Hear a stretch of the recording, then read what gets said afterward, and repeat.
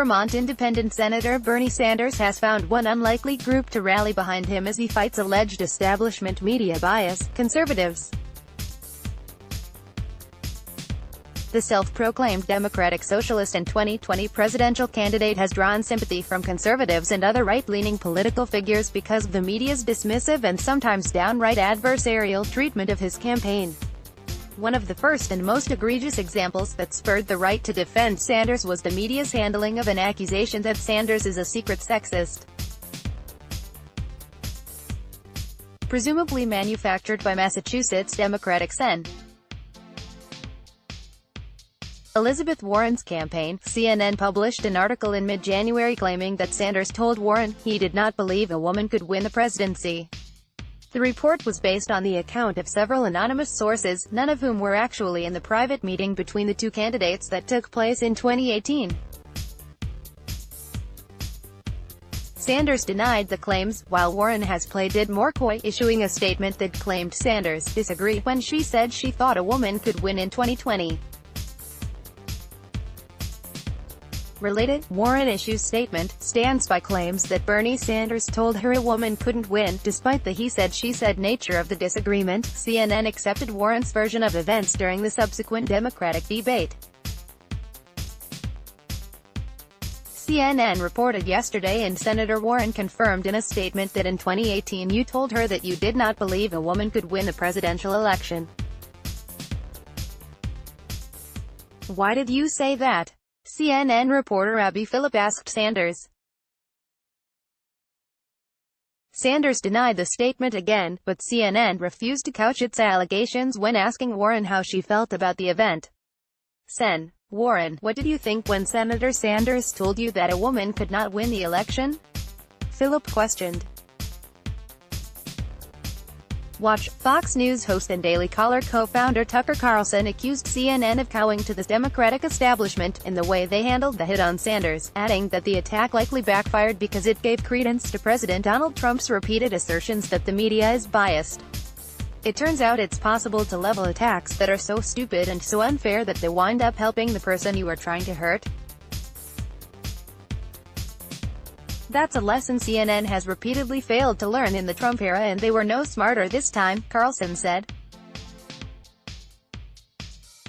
Watch. MSNBC joined in on the fun, bringing on a so-called body language expert to assert that there was proof that Sanders was lying about the alleged exchange with Warren. Conservatives developed a clear message in the aftermath of the attack. Sanders, because of his anti-establishment streak, was getting the same treatment from the media that people on the right had been getting for years. Wow, Bernie finds out what it's like being a Republican on live on TV. This is what it feels like when the media claim, without evidence, that you are guilty of a dirty rumor even though you deny it in the record repeatedly. The look on his face says it all.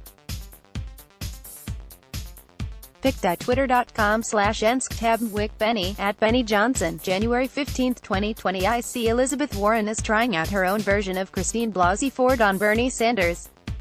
It's the Kavanaugh scheme all over again, a surprise hit, the gender card, media collusion, no genuine corroboration.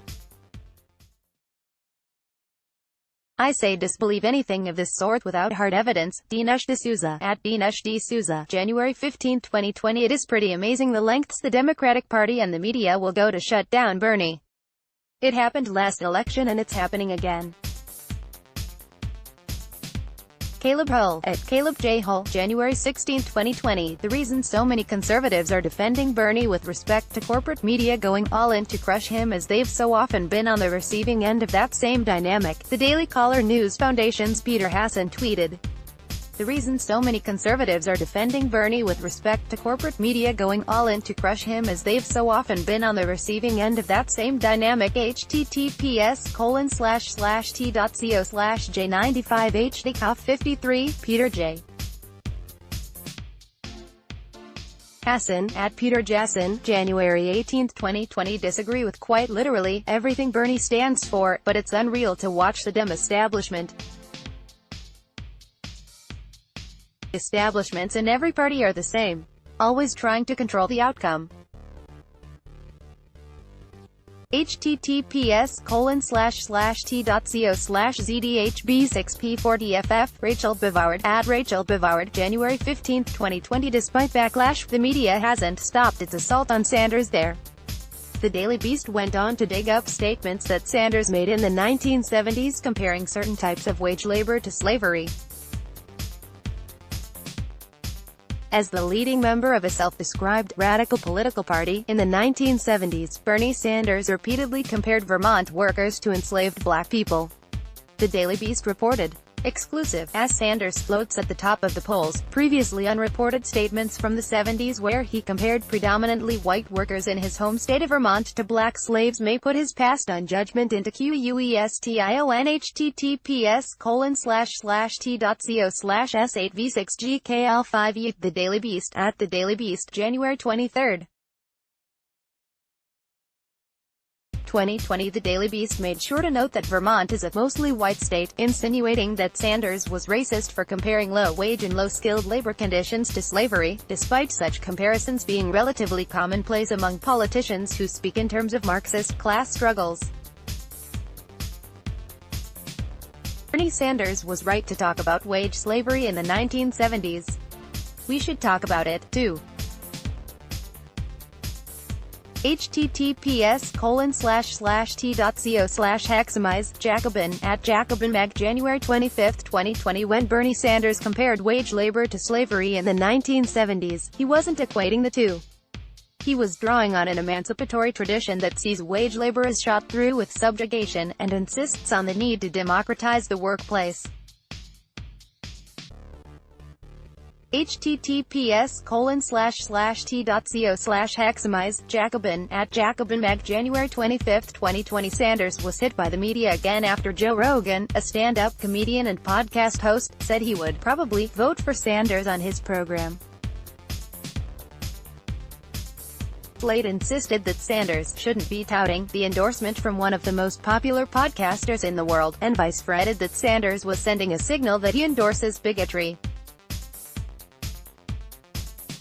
Carlos Maza, known on Twitter as Gay Wonk, said Sanders embracing Rogan's endorsement fucking sucks. Bernie's campaign cutting a campaign ad with Joe Rogan fucking sucks. Rogan is an incredibly influential bigot and Democrats should be marginalizing him. Carlos Maza, @Gay Wonk, January 24, 2020. The criticism stemmed from allegations that Rogan is anti-transgender because he uses his podcast to talk about the potential dangers of allowing male-to-female transgender individuals to compete in women's sports, and that he is a racist because he once made a poor joke about the Planet of the Apes. The Rogan endorsement was a perfect segue for the media to re-up concerns about the Bernie Bros, Sanders' large and fervent base of male followers that are very active online. The Bernie Bros have been accused of sexism because of their fervent trolling of former Secretary of State Hillary Clinton during the 2016 campaign.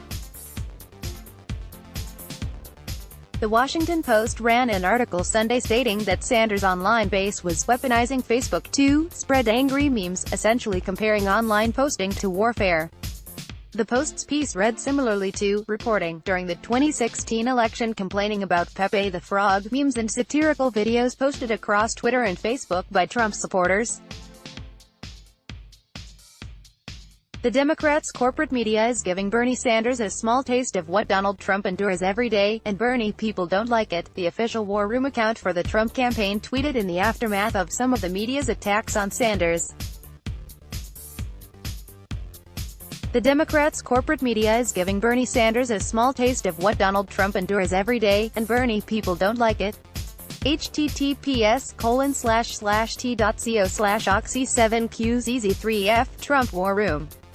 Text Trump to 88022, @Trump War Room, January 19, 2020. Sagar Enjeti, host of Rising on the Hill TV, made a similar point in a statement to the Daily Caller. Conservatives understand what it's like to be ignored by the mainstream media, and then smeared once they decide to pay attention to you, unlike those on the left.